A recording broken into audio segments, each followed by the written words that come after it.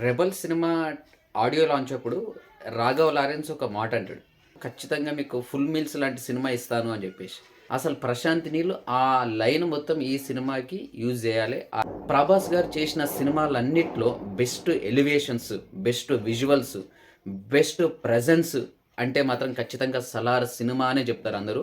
ఒక 'బాహుబలి', 'సాహో', 'కేజీఎఫ్' ఎలివేషన్స్ అన్నీ మిక్సింగ్ చేసి రుబ్బి బయటకి తీసి కొత్త ఎలివేషన్ తీస్తే ఎలా ఉంటది?